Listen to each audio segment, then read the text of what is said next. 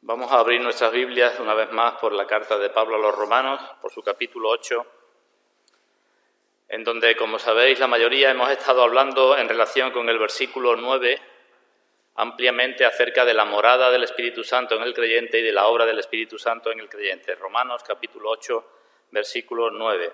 Hemos hablado de la necesidad que todo creyente tiene de la morada y de la obra del Espíritu. Hemos hablado de la imposibilidad de que nadie sea cristiano si no tiene al Espíritu Santo, y hemos hablado también de la seguridad que da esa morada y esa obra del Espíritu Santo, porque el Espíritu es el que nos lleva al arrepentimiento, a la fe, a la obediencia, el que nos enseña, el que nos santifica y el que nos consuela. Así que el Espíritu es las primicias, como dice la palabra, y eso nos da seguridad en nuestra salvación. Eso hemos estado viendo en relación con el versículo 9. Pero ese versículo 9 constituye la segunda sección dentro de la segunda parte en que dividimos el capítulo 8.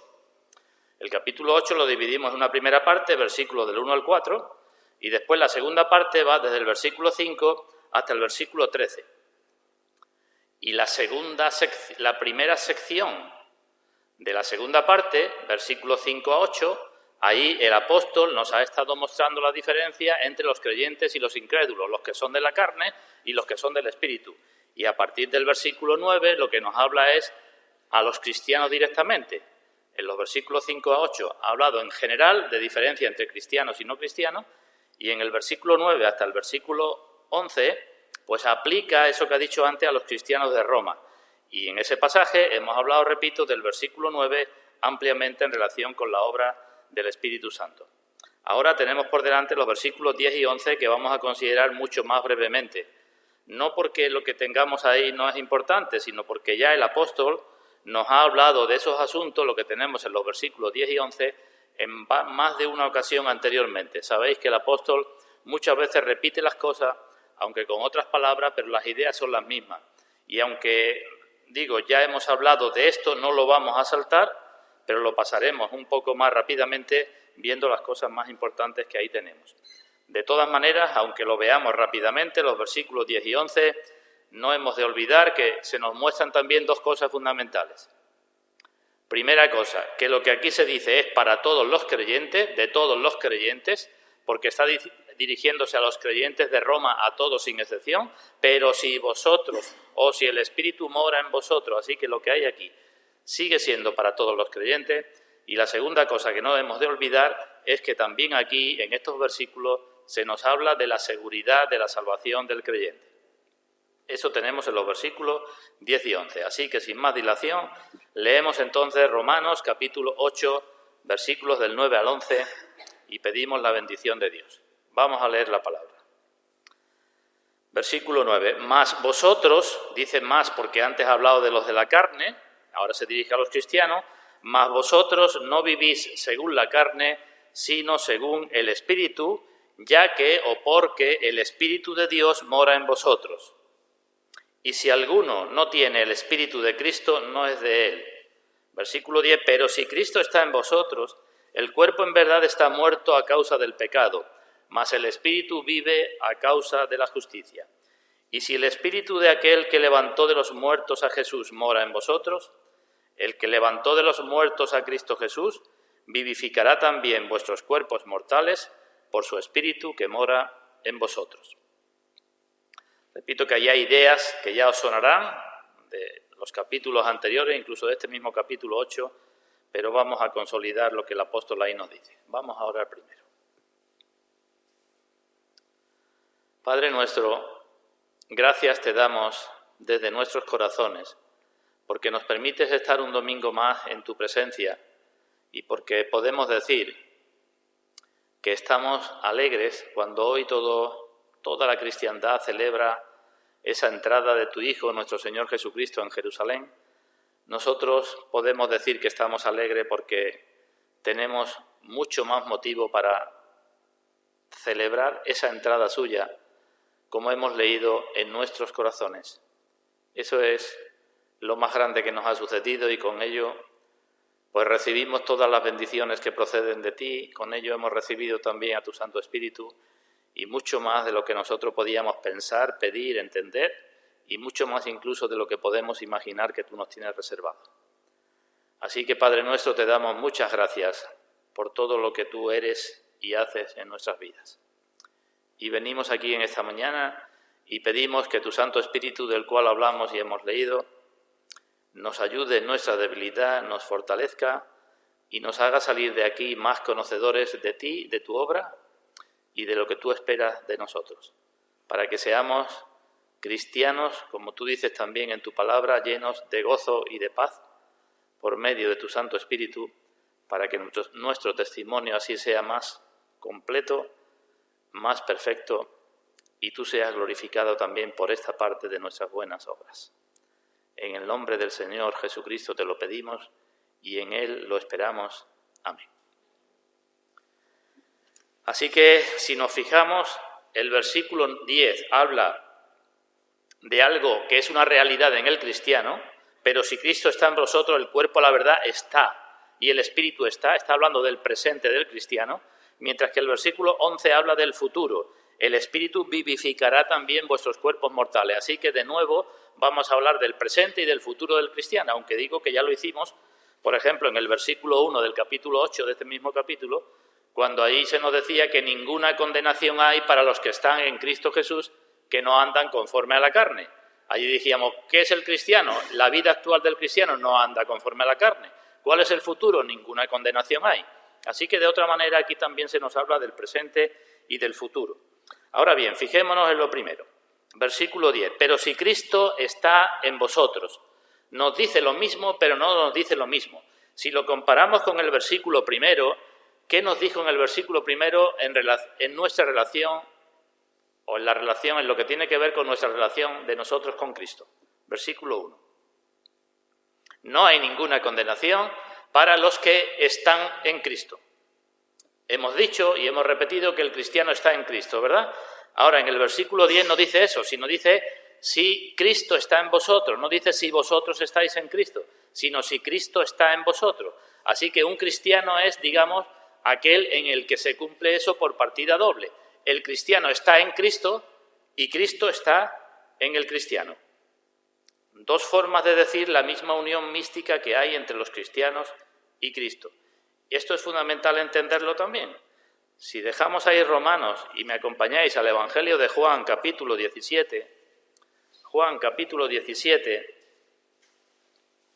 miremos lo que nos dice ahí el Señor, lo que dijo ahí el Señor orando al Padre. Juan, capítulo 17, dejemos cortado Romanos y leamos el versículo 21.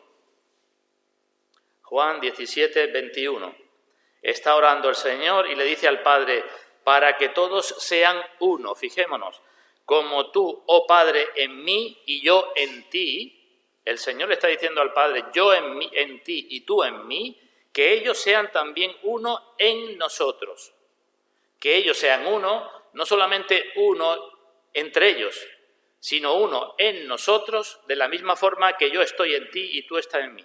Y en el versículo 23, yo en ellos y tú en mí. ¿Vemos que aquí están las dos cosas? Versículo 21, que ellos sean uno en nosotros. Versículo 23, que yo esté en ellos y tú en mí para que sean perfectos en unidad. ¿Veis que se repite? La doble unión, la unión mística, yo en ellos y ellos en mí, dice el Señor. Y dice aquí también el apóstol Pablo. En otro lugar se nos dirá que Cristo es en nosotros la esperanza de gloria. Así que el cristiano está en Cristo y Cristo está en el cristiano. Vamos a Romanos. Ahora bien, ¿cómo está el cristiano en Cristo? ¿Cómo está? Porque lo cierto es que está en Cristo, ¿verdad? Pues podemos decir que está de dos maneras, de dos formas. Y esto tiene que servir para que analicemos también nuestro cristianismo. ¿Cómo está el cristiano en Cristo? Pues en una primera manera está en una forma que podemos decir que es subjetiva, pero que no por ello deja de tener evidencias. El cristiano, en primer lugar, está en Cristo como en una persona, en cualquiera de nosotros, está aquello que amamos o que deseamos o que nos ocupa la vida. Cuando tuvimos novias o novios, pues mi novia o tu novio estaba en ti, porque es lo que ocupaba tu corazón, tu mente y tus pensamientos, ¿verdad? Pues de esa manera Cristo está en el cristiano. Hemos hablado antes de que el cristiano vive en el Espíritu, piensa en el Espíritu, se dedica a las cosas del Espíritu, pues de la misma forma esta parte, digamos, de la vida del Espíritu es aquella que tiene que ver con Cristo. Y Cristo está en el cristiano de esta forma, porque ocupa su mente, la mayor parte de sus actividades, programa, organiza su vida, todas sus cosas, pensando en Cristo, en quien es Cristo, en lo que Cristo quiere, en lo que tiene que hacer para Cristo. Ese es el cristiano. En esa manera Cristo vive y mora en el cristiano, porque el cristiano piensa y se ocupa y vive en Cristo, en las cosas de Cristo. Ahora bien, esta no es la única manera en que Cristo está en el cristiano, porque antes nos ha dicho que el Espíritu de Cristo está en nosotros, y entonces ya no solamente, digamos, es de forma subjetiva, sino de forma objetiva, el Espíritu de Cristo, Cristo mismo, mora en nuestros corazones. Ya dijimos en su día que la Biblia nos dice, aunque no llegamos a entenderlo, que en nosotros mora el Padre, el Hijo y el Espíritu Santo. Así que Cristo mora en nosotros, el Espíritu de Cristo mora en nosotros, va ejerciendo su influencia en nosotros, nos va dando fuerza para que sigamos cada vez más a Cristo y nos parezcamos cada vez más a Cristo, y como dice Juan, el que mora en nosotros es mayor que el que mora en el mundo, que el que está en el mundo. El que mora en vosotros y en nosotros mora la Trinidad es mayor que el que está en el mundo. Así que, volviendo a la oración que he hecho hace un momento acerca del Domingo de Ramos, evidentemente hoy la cristiandad celebra el Domingo de Ramos, la entrada de Cristo en Jerusalén, pero nosotros los cristianos tenemos que celebrar la entrada de Cristo en nuestros corazones. Eso sí que es motivo de celebración, que Cristo está en nosotros. Eso es lo que dice el comienzo del versículo 10. Pero si Cristo está en vosotros, no solamente como un objeto de amor, sino como alguien que nos da nueva vida y nos renueva la vida. Por tanto, de aquí podemos deducir que una persona tiene que participar primero de Cristo para poder participar de las bendiciones y de las cosas de Cristo. ¿Se entiende, no? Si Cristo no está en nosotros, no podemos participar de las cosas que nos da Cristo. Y mucha gente quiere las bendiciones del Señor, pero sin tener al Señor. Eso no puede ser. Es necesario que Cristo esté en nosotros, que participemos de Cristo para participar de las bendiciones de Cristo. Como los miembros del cuerpo, ¿verdad?, no pueden participar de la influencia de la cabeza si no están en el cuerpo. Es imposible. Es imposible. Bueno, Cristo está en nosotros. Digo aquí de pasada una cosa que dije también acerca del Espíritu. Cristo está en nosotros ¿como qué? Como un transeúnte, como alguien que viene a una posada y se va, o como un residente. Y decimos, Cristo está en el creyente como en su casa. No se va, no viene para irse. Y Cristo está en el creyente para gobernar esa casa, no para ser gobernado por nosotros, que somos la casa, no para que nosotros le digamos lo que Él tiene que hacer, sino al contrario. Así que Cristo está en nosotros así. Esto es común para todos los cristianos. Y en base a esto que es común, ahora en el versículo 10, se nos dicen dos cosas de la vida presente del cristiano. Así que, punto de partida, Cristo está en nosotros, nosotros estamos en Cristo. Y porque esto es así, la vida del cristiano presente se resume, o la resume el apóstol, con dos frases que tenemos en el versículo 10. El cristiano, la base es Cristo, y ahora, ¿por qué se caracteriza? Pues dice el apóstol que el cristiano, por un lado, tiene una cosa y por otro lado tiene otra cosa. Vamos a ver cada una de esas cosas. Así, si Cristo está en vosotros, punto de partida, vosotros por ser cristianos, ¿qué dice? El cuerpo en verdad está muerto a causa del pecado. Si tú eres cristiano y Cristo está en ti, tu cuerpo en verdad está muerto a causa del pecado. Primera afirmación que hace. Miremos que no dice tu carne está muerta. En los versículos anteriores nos ha hablado mucho de los que andan conforme a la carne y piensan en las cosas de la carne y viven según la carne. Pero la palabra que emplea aquí el apóstol no es carne, no es la palabra que hace referencia a nuestra naturaleza caída, a nuestra naturaleza pecaminosa, al resto de nuestra naturaleza caída que sigue estando en nosotros como creyentes. No hace referencia a eso, hace referencia al cuerpo. ¿A qué cuerpo? A todo nuestro cuerpo, a lo que es nuestro cuerpo. No solamente la parte física, sino también la parte emocional y psicológica. Lo que pensamos, lo que sentimos, lo que deseamos. Pues todo eso, dice el apóstol, si eres cristiano, el cuerpo está muerto. Se tiene que referir al cuerpo y no a la carne, porque luego en el versículo 11, la analogía que dice es de que se levantó el cuerpo del Señor Jesucristo. Y el Señor Jesucristo no tuvo carne en este sentido de pecado que estamos hablando. Y dice también que levantará vuestros cuerpos mortales, versículo 11. Así que está haciendo referencia al cuerpo. Ahora seguimos, porque entonces algo raro nos puede sonar aquí. Así que si Cristo está en vosotros, el cuerpo... ¿Y qué dice? No dice morirá, o llegará a morir, o debe morir, sino dice el cuerpo está muerto, presente, está muerto. Y para enfatizar eso, porque a alguien le puede sonar raro, dice en verdad, parecido a cuando el Señor decía en verdad os digo, pues en verdad, si eres cristiano, el cuerpo está muerto. Y digo, esto es lo raro, ¿verdad? ¿Qué quiere decir con esto? Porque si yo soy cristiano y estoy vivo, ¿cómo dice el apóstol que el cuerpo está muerto? ¿Está muerto o no está muerto? Pues quizás con estas dos palabras, el cuerpo está muerto, estas tres palabras, no nos enteremos mucho, pero si vamos mirando un poco hacia atrás a lo que nos ha venido diciendo desde el capítulo 6, pues sí lo podremos entender. En el versículo 11 nos habla de cuerpos mortales, una pista. En el capítulo 7 dijo, miserable de mí, ¿quién me librará de este cuerpo de muerte? En el capítulo 6 dijo, consideraos muertos al pecado, pero vivos para Dios en Cristo Jesús. ¿Qué es lo que está queriendo decir aquí el apóstol? Pues lo que hemos visto en otras ocasiones, que en nuestro cuerpo está, desde que nacemos, la semilla de la muerte y que el cuerpo está muriendo desde que nacemos, porque está sujeto a la muerte a causa del pecado, porque la paga del pecado es muerte y desde que comenzamos a vivir, comenzamos a morir. En otro sitio habla del cuerpo de la humillación nuestra, carta a los Filipenses.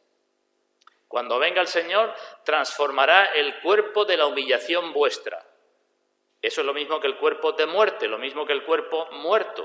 Es decir, quieras o no quieras, el cuerpo tiene la semilla de la muerte y además, como hemos visto también en el capítulo 6, el cuerpo es el instrumento que usa el pecado para llevarnos a pecar, porque no puede usar otra cosa más que el cuerpo. En ese sentido, el cuerpo es, podemos decir, como un peso muerto, que lo tenemos que llevar y ahí es donde se establece la lucha nuestra con el pecado, con el cuerpo, y el cuerpo pues es muerto. El apóstol dijo antes que veo una ley en mis miembros, la ley que se rebela contra la ley de mi mente y que me lleva cautivo a la ley del pecado que está en mis miembros. Así que nuestro cuerpo es nuestro mayor problema. Y Pablo está diciendo que tenemos un cuerpo muerto. Y sigo adelante y recalca que esta muerte es a causa del pecado.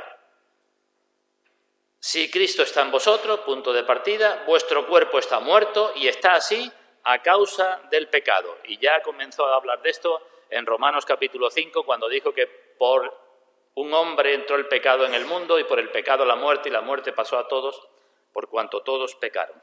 Si el hombre no hubiera pecado, no hubiéramos tenido nunca un cuerpo muerto, sino hubiéramos tenido un cuerpo vivo que hubiera ido desarrollándose poco a poco hasta llegar a su perfección y glorificación.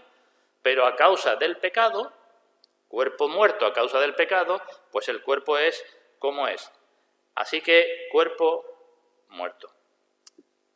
Ahora bien, pregunto, ¿y los no creyentes?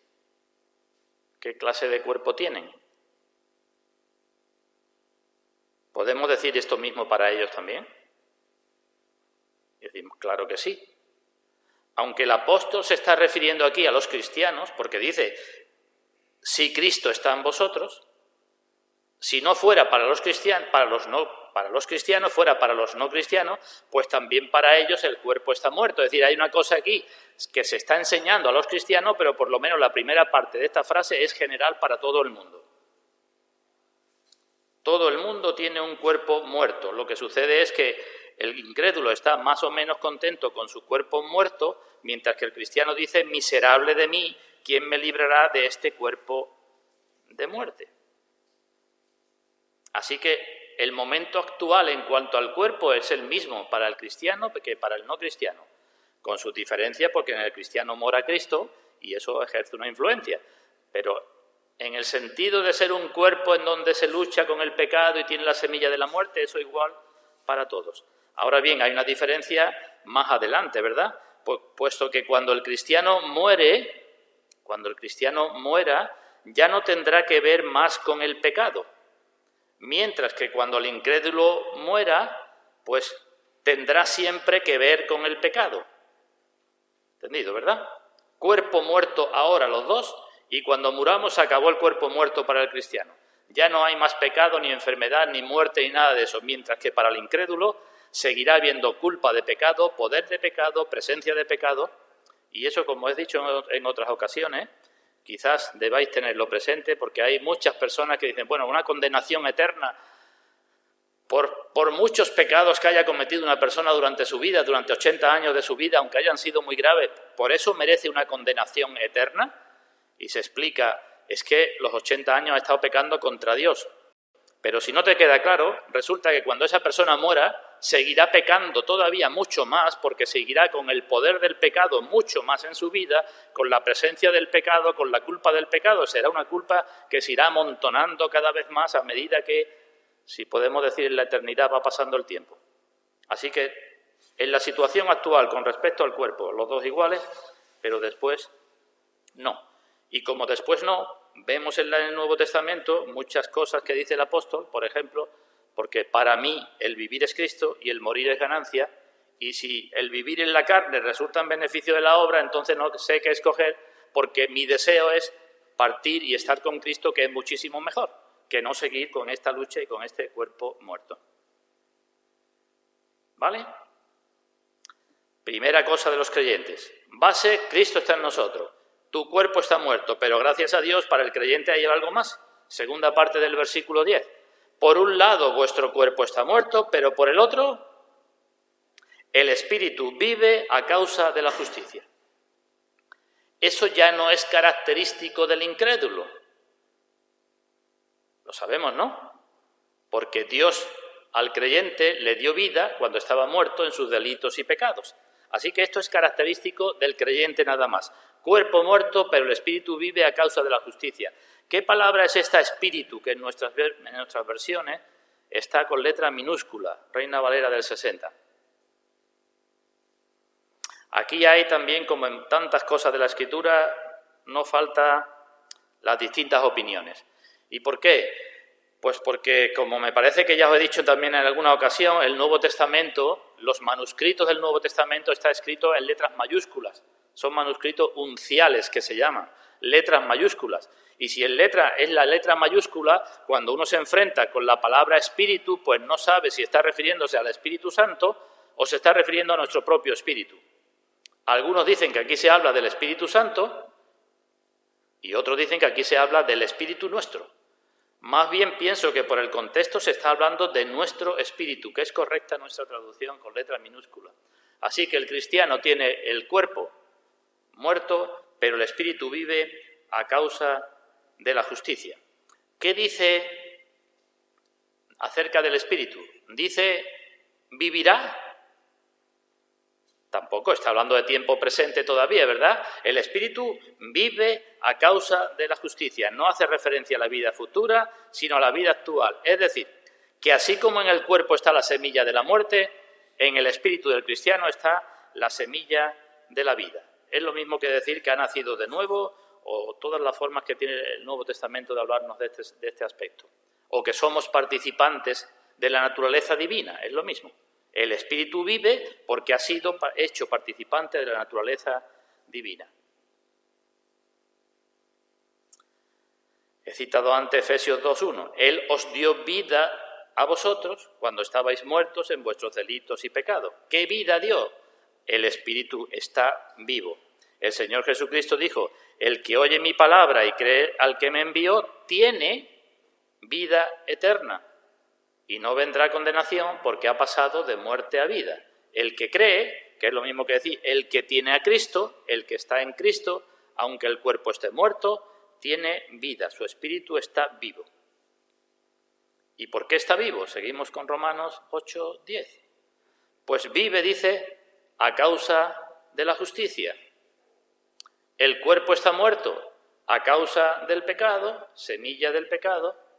El espíritu está vivo a causa de la justicia. ¿De qué justicia? Pues evidentemente no de la justicia suya propia.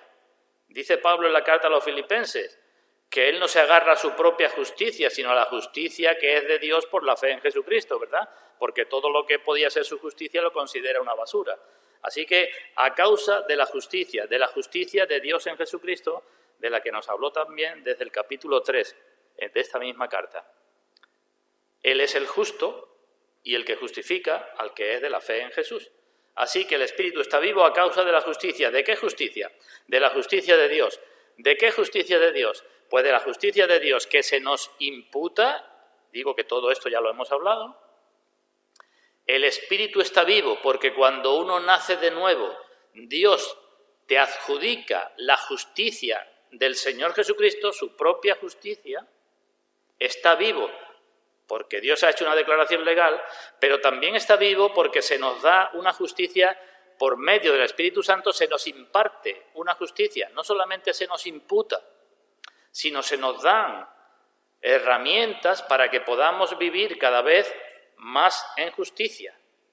Y el Espíritu está vivo no solamente por la justicia que se le imputa, sino por lo que se le da por la nueva vida que le permite vivir en justicia.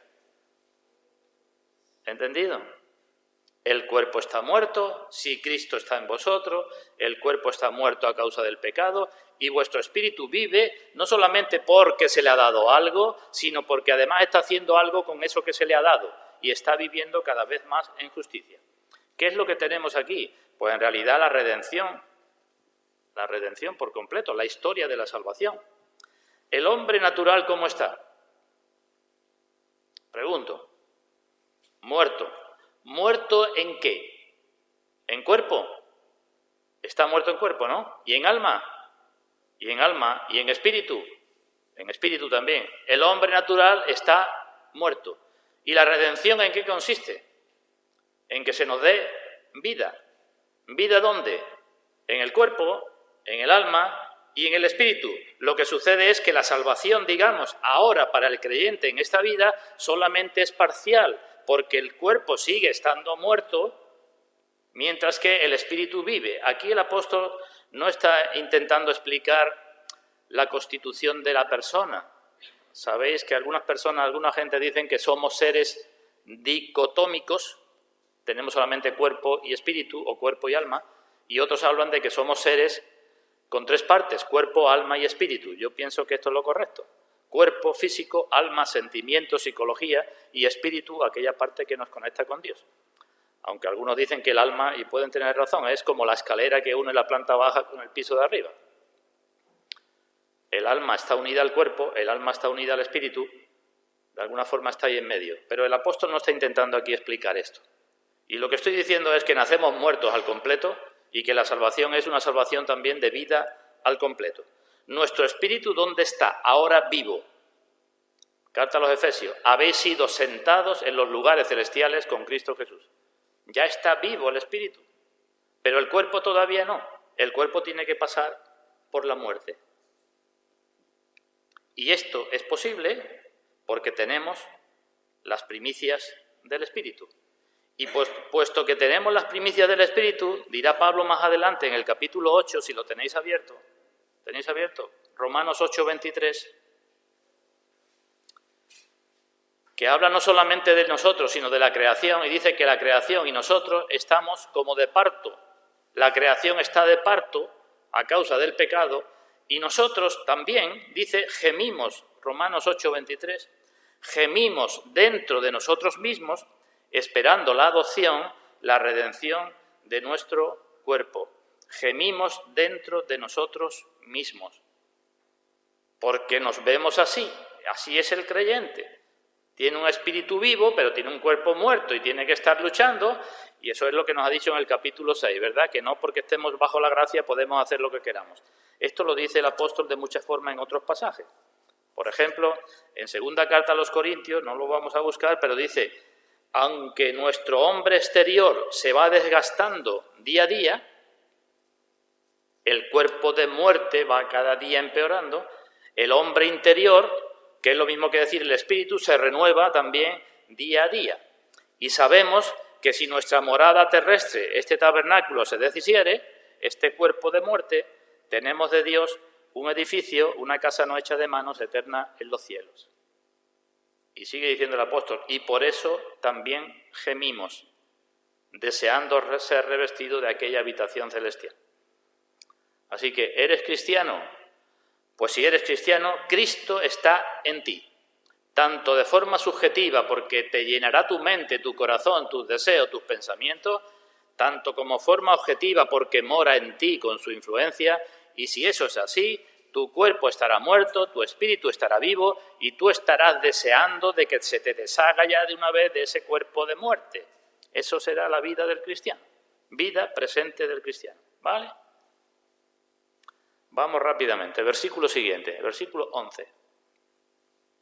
¿Qué tenemos ahora ahí? Pues en el versículo 11 el cristiano mira hacia adelante, mira al futuro, y si os fijáis, comienza también con una condición. El versículo 10 comienza con una condición: si Cristo está en vosotros, vuestra situación presente es esta.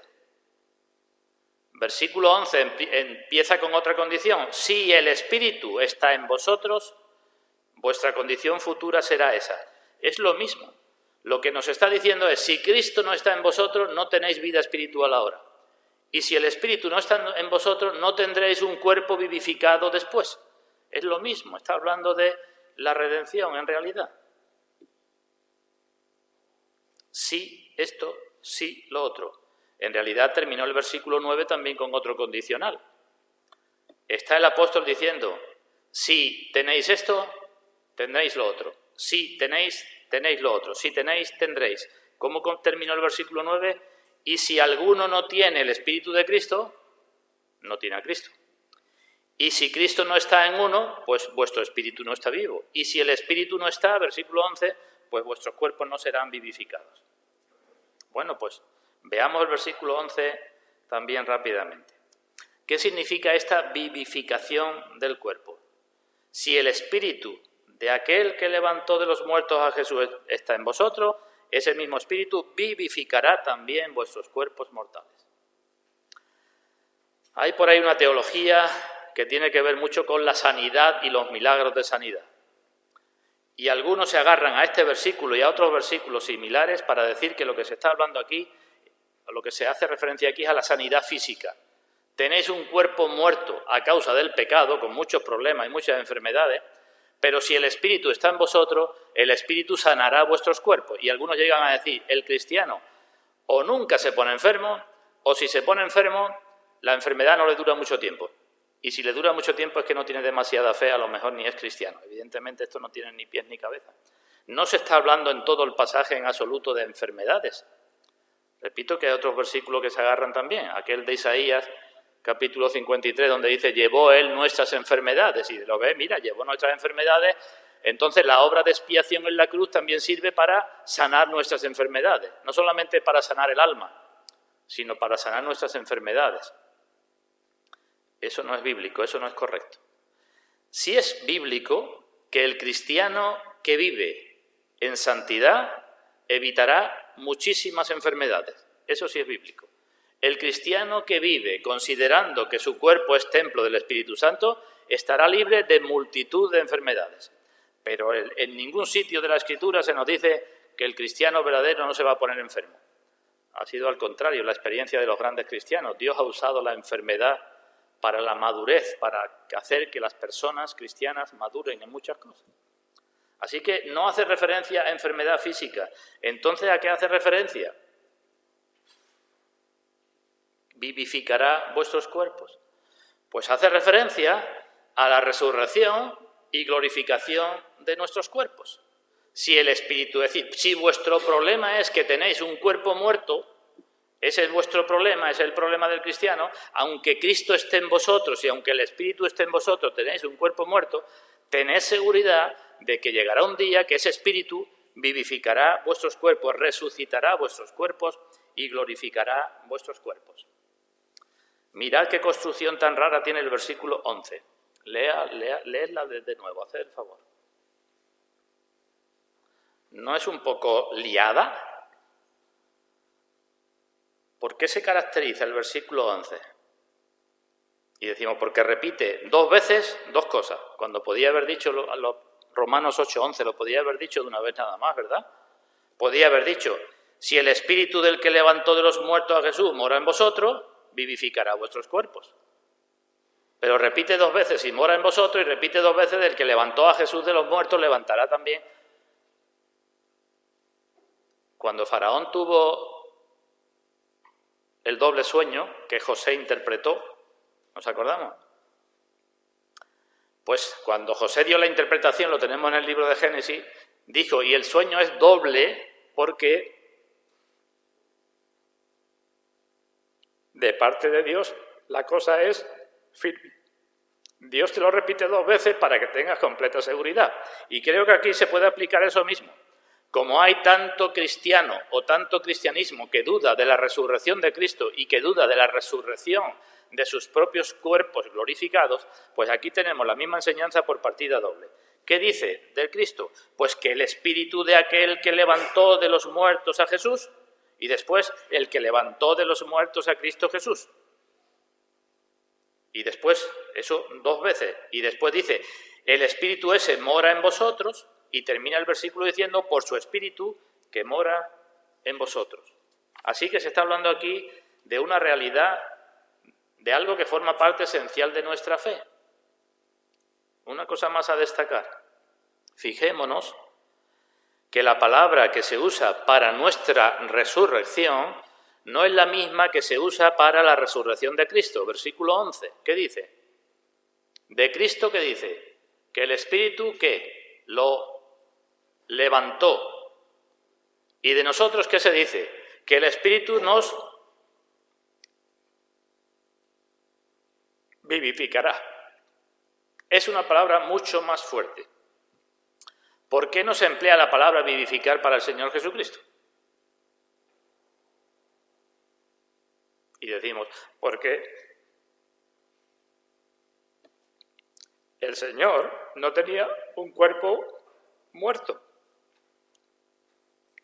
No tenía pecado, ni tenía la semilla del pecado, ni la corrupción del pecado, ni hizo pecado. Su cuerpo no era un cuerpo muerto como el otro, como el nuestro. Necesitaba ser simplemente levantado, pero el nuestro necesita ser levantado y vivificado. El Señor Jesucristo, el cuerpo suyo que murió, se levantó glorificado. Pero el nuestro tiene que ser levantado, glorificado y vivificado, quitado todo lo que tiene que ver con el pecado. Y dice Pablo, ¿y cómo resucitarán los muertos? ¿Con qué cuerpo vendrán? Porque nos podemos preguntar eso, ¿verdad? Y él mismo contesta, necio, lo que tú siembras no se vivifica si no muere antes. No es una resurrección lo que vamos a tener, sino una glorificación. ¿Quién hace eso? Volvemos al versículo 11. ¿Quién levantó a Cristo de entre los muertos? Leyendo el versículo 11 dice, y si el Espíritu de aquel que levantó de los muertos a Jesús.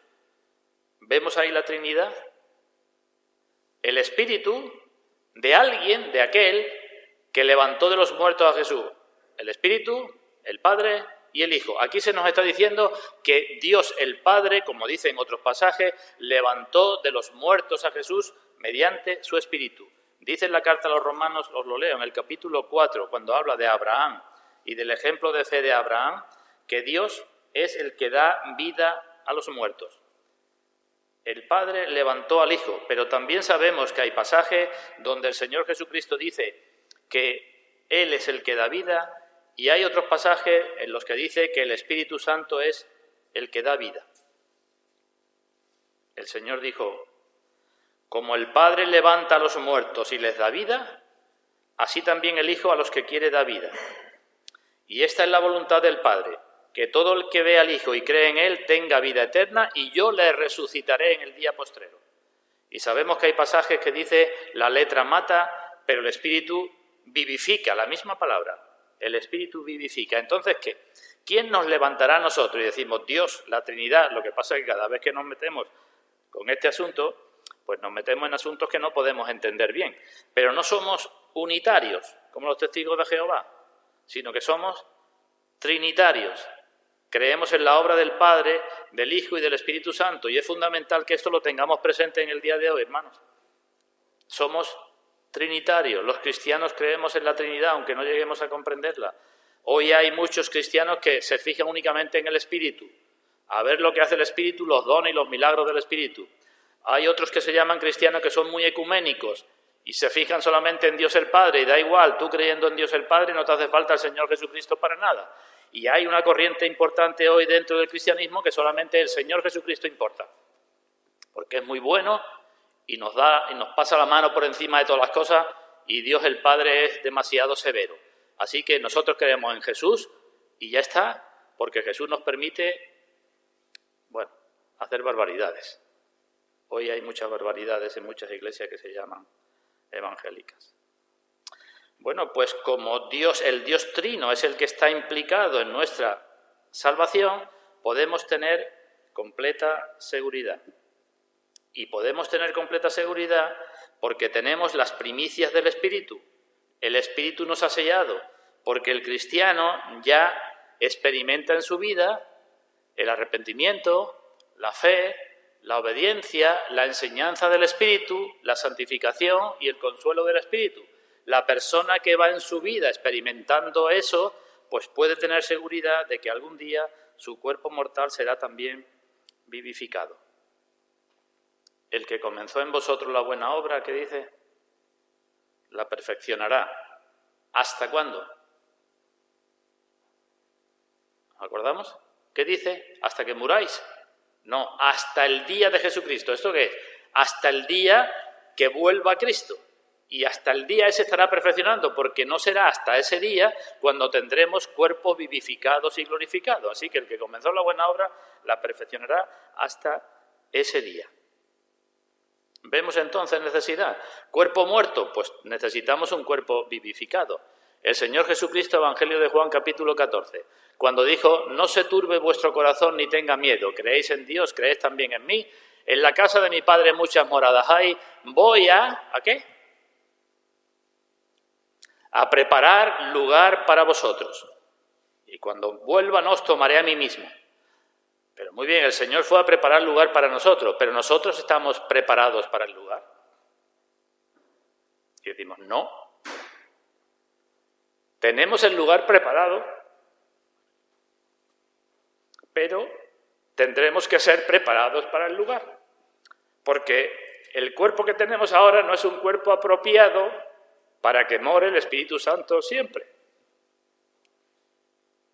Podemos decir, ya bastante hace, ya bastante condescendencia tiene Dios para que Cristo more en nosotros y el Espíritu en nosotros y el Dios mismo, el Padre, more en nosotros.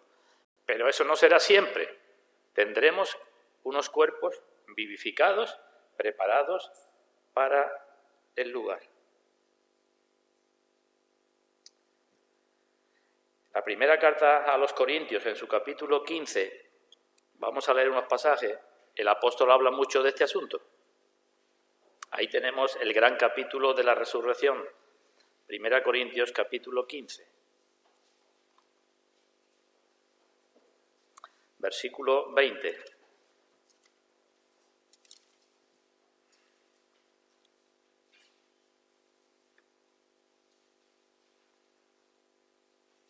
Primera Corintios 15, 20.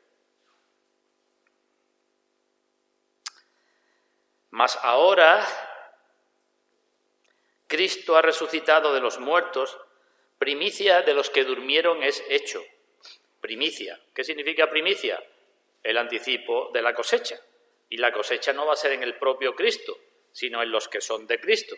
Primicia de los que durmieron es hecho.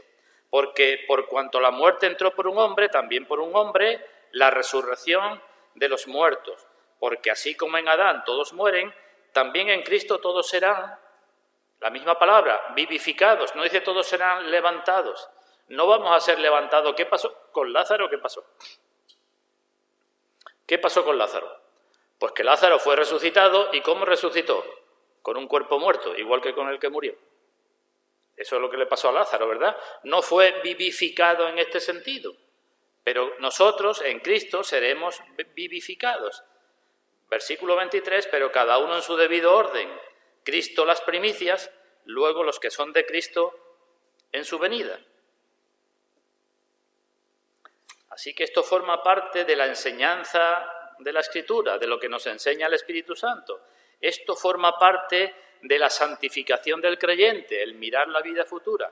Y esto tiene que formar parte del consuelo del creyente, cosa que hace el Espíritu Santo. Si estamos desposados con Cristo, si tenemos el compromiso con Cristo, habrá una boda con Cristo, ¿no? ¿Y cómo será la boda con Cristo? Pues una iglesia santa, pura, sin mancha, sin nada de que avergonzarse. No puede ser esta iglesia, ¿verdad? Si somos miembros de la familia, pues para estar en la familia tendremos que ser verdaderamente de la familia. Si hay una siembra, habrá también una cosecha. Y por eso, una y otra vez, el apóstol dice, gemimos dentro de nosotros mismos. Hermanos, esto es un aspecto también grandioso de nuestra salvación. Si nuestros cuerpos no fueran glorificados, fallaría la salvación de Cristo, ¿verdad? Si no llegara el momento donde no vamos a tener ni enfermedades, ni muertes, ni pecados, ni tentaciones de dentro, ni tentaciones de fuera, ni Satanás, ni nada de eso, si no llegara eso, la salvación de Cristo no sería completa. Pero Cristo vino, me parece que lo dije antes, para deshacer las obras del diablo, para deshacerlas todas las obras del diablo. En la carta a los Filipenses vuelve a decir el apóstol, nuestra ciudadanía está en los cielos, de donde también esperamos al Salvador, al Señor Jesucristo, el cual transformará el cuerpo de la humillación nuestra, transformará el cuerpo de la humillación, el cuerpo muerto, para que sea semejante al cuerpo de la gloria suya. Y Juan en su primera carta dice, amados, todavía no se ha manifestado lo que hemos de ser, ¿verdad? Pero cuando Él se manifieste seremos semejantes a Él y le veremos tal como Él es. Eso es la transformación. Y eso el apóstol Juan lo usa como un argumento muy fuerte para la santidad. ¿Nos acordamos? Lo vemos. 1 Juan capítulo 3. Vamos a buscarlo. 1 Juan capítulo 3.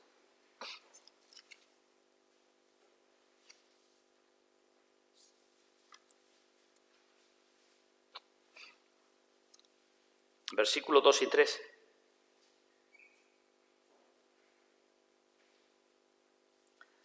Amados, ahora somos hijos de Dios. Ahora ya somos hijos de Dios. Pero aún no se ha manifestado lo que hemos de ser. Todavía no. Pero sabemos que cuando Él se manifieste seremos semejantes a Él porque le veremos tal como Él es. Y ahora dice, y todo aquel que tiene esta esperanza en Él se purifica a sí mismo, así como Él es puro.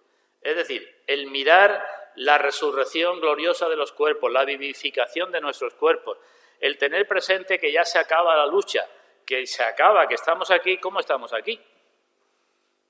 Aquí estamos como si el general de nuestro ejército nos hubiera dicho, mira, allí una lucha, una batalla, tú vas a estar allí un tiempo, pero la victoria ya ha sido conseguida. Lo que pasa es que todavía hay allí que hacer muchas escaramuzas y algunas son duras, pero vas a estar muy poco tiempo, después ya te vienes. Y entonces tener presente eso es lo que nos da ánimo en la lucha. Eso es lo que dice el que tiene esta esperanza, el que dice, bueno, si es que estoy de paso. Se purifica a sí mismo así como Él es puro. No lo vamos a buscar, pero la primera carta a los tesalonicenses se nos dice que cuando Cristo vuelva, habrá, digamos, dos tipos de creyentes, los que están en la tierra y los que están en el sepulcro. Y cuando Cristo vuelva, pues los que estén en la tierra serán transformados y los que estén en los sepulcros serán levantados y todos tendrán esos nuevos cuerpos vivificados. Eso es lo que dice Primera Tesalonicenses. Ese arrebatamiento que algunos hablan de él, lo que le parece. Seremos transformados y todos recibiremos a Cristo en gloria y otros serán resucitados. Y el Señor no le hace falta, porque es otra pregunta también que se hace, bueno, ¿y las moléculas de un cristiano de hace 2000 años, esas moléculas dónde están? Pues yo que sé dónde están. Igual está la lechuga que me comí ayer por la tarde.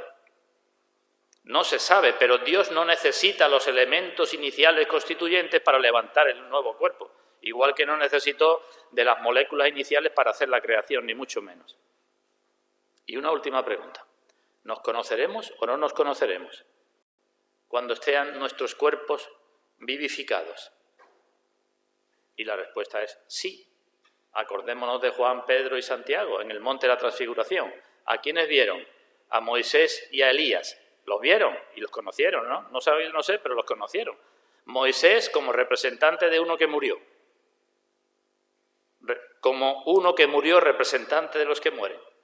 Elías como uno que no murió, representante de los que serán transformados, pero vieron a los dos en gloria, ¿verdad? A Moisés y a Elías, y los conocieron. Pues nosotros también.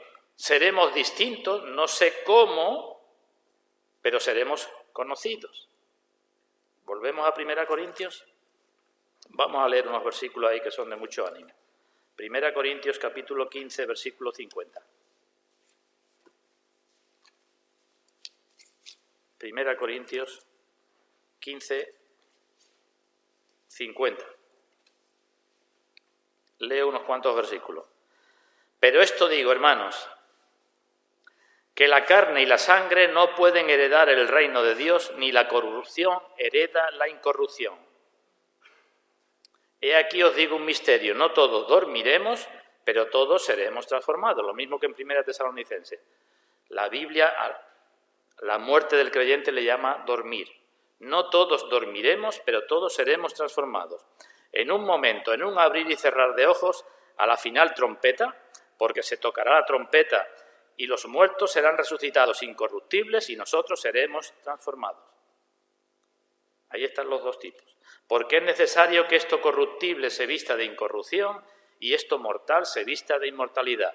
Cuerpo muerto será vivificado. Y cuando esto corruptible se haya vestido de incorrupción y esto mortal se haya vestido de inmortalidad, entonces se cumplirá la palabra que está escrita: sorbida es la muerte en victoria.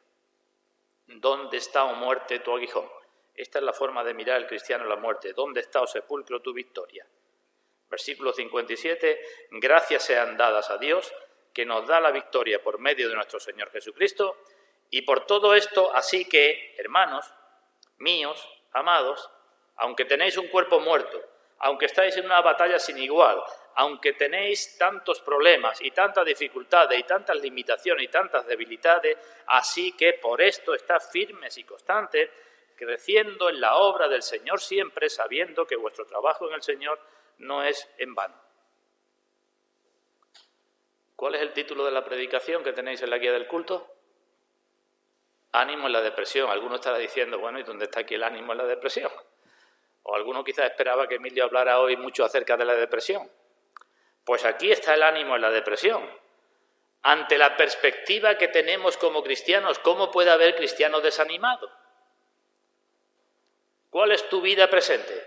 Tu cuerpo muerto porque estás en medio de una batalla, pero esa es la batalla que tienes tú que pelear, la buena batalla de la fe. Tu espíritu vivo, ¿es cierto que está vivo? Pues si es cierto que está vivo, estarás santificándose y estarás recibiendo consuelo por parte del Espíritu Santo. ¿Y cuál es el futuro que te espera? Pues que ese espíritu que ya está actuando en tu cuerpo vivificará tu cuerpo mortal. Entonces, ¿cómo podemos ser los cristianos desgraciados? ¿Cómo puede estar un cristiano quejándose siempre por tantas cosas? Es que no debemos.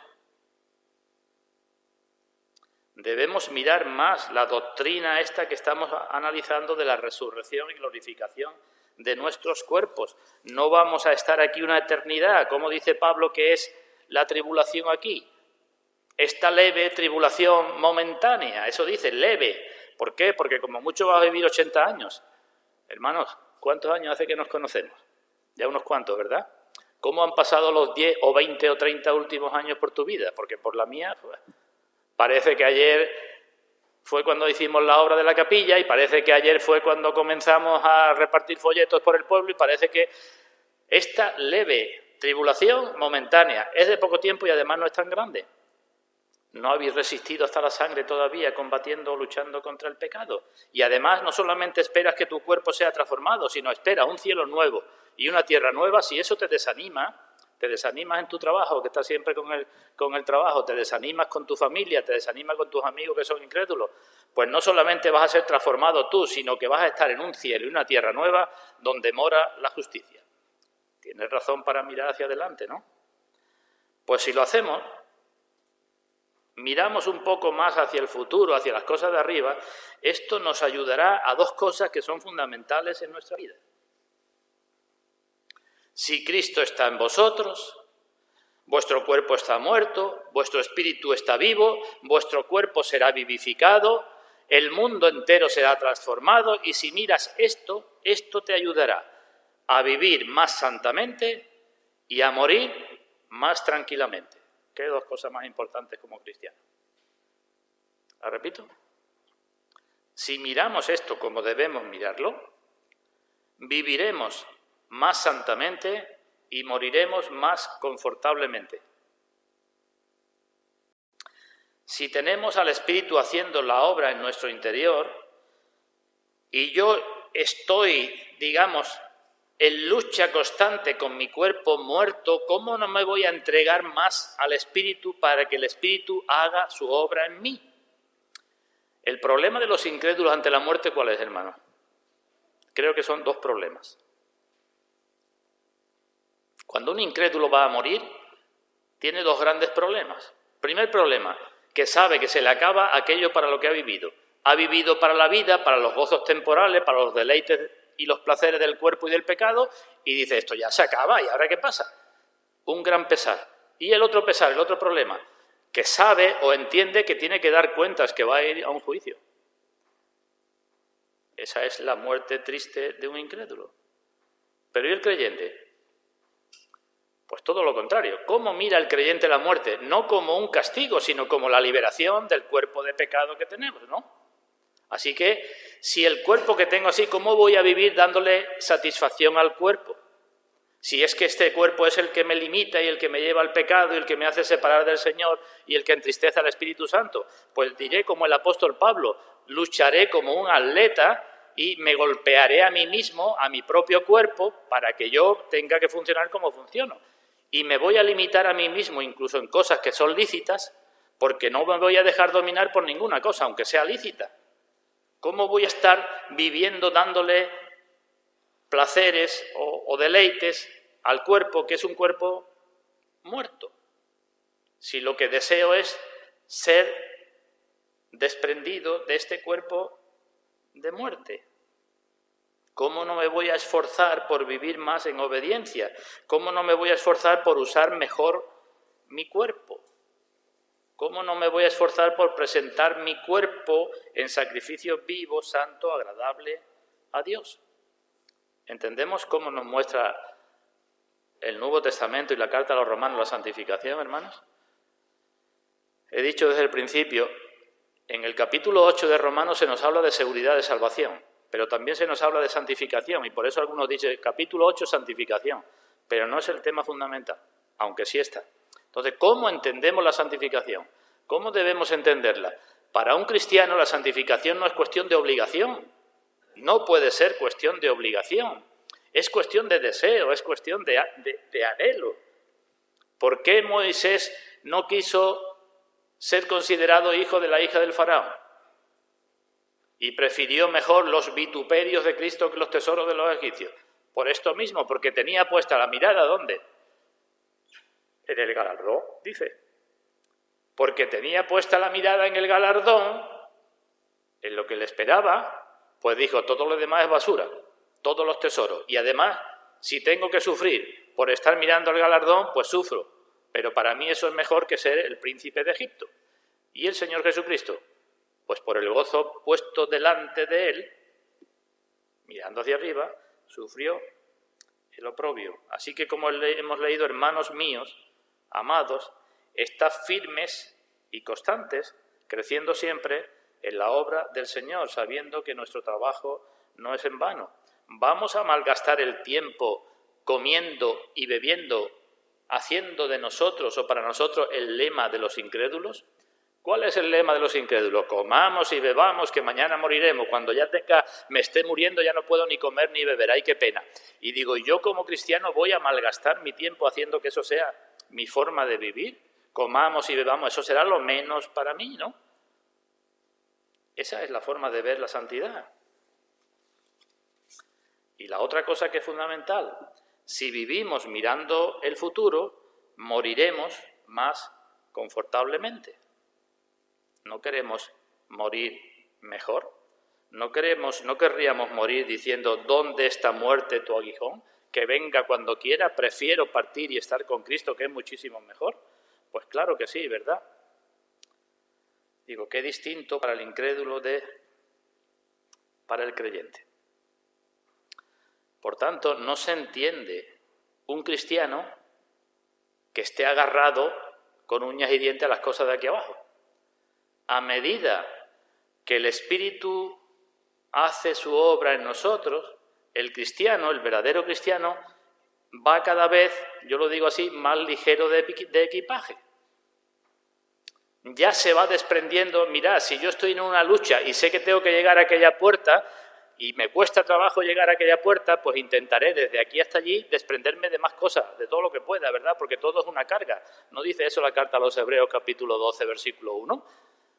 Corramos con paciencia la carrera que tenemos por delante, despojándonos de todo peso y del pecado que nos asedia. Un cristiano no puede ser... No digo que no tengamos nuestras cosas de esta vida, es que tenemos que preocuparnos. Un cristiano no es un cabeza loca. Tendremos que preocuparnos por la familia, por los hijos, por el trabajo, por muchas cosas. Pero no podemos estar aquí reuniendo cosas aquí y teniendo más cosas aquí y cada vez más cosas aquí como el que no se va a ir nunca, porque nuestro objetivo no es ese. Ya, dice la carta a los Romanos, está más cerca de nosotros nuestra salvación que cuando creímos. Donde la vida de gracia comienza, habrá también vida de gloria. Y cuanto más santidad tengamos en la vida, más confortablemente y con mayor seguridad miraremos a la muerte. Van las dos cosas unidas, lo decía el otro día con el Espíritu Santo. No hay consuelo del Espíritu Santo si no hay santificación. Y no habrá buen consuelo ante la muerte si no ha habido buen proceso de santificación durante la vida. Vemos un último pasaje, el libro de Isaías, capítulo 32. Isaías 32. Versículo 17.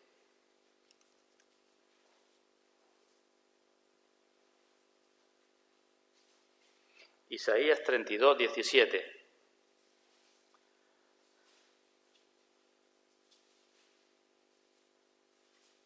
Y el efecto de la justicia será paz.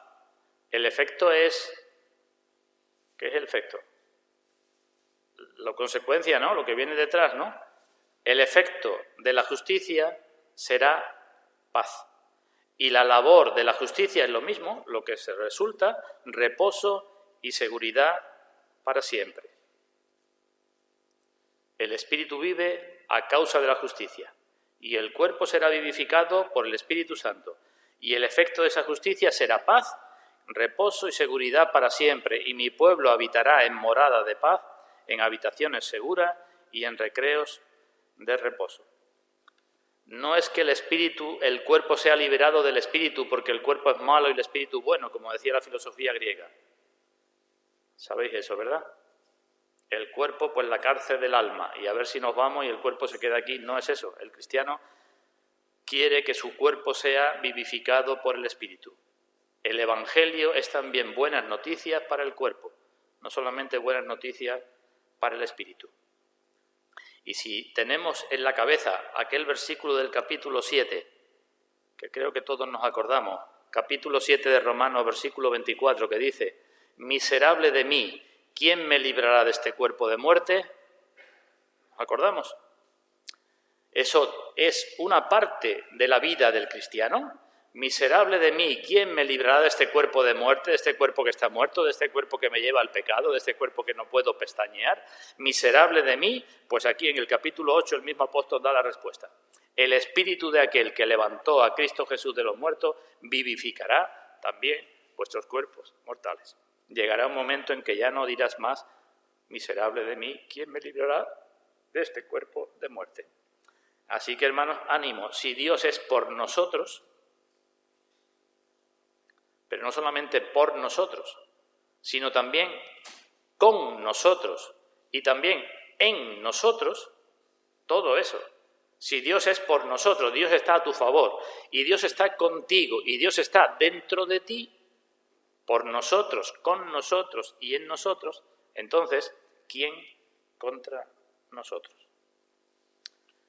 Pues pidamos a Dios, hermanos, que bendiga su palabra para que tengamos un testimonio poderoso de santidad en la vida y también cuando nos aproximemos a la hora de la muerte, porque ese testimonio poderoso será para la gloria suya. Pues que Él bendiga su palabra en todos nosotros, que así sea.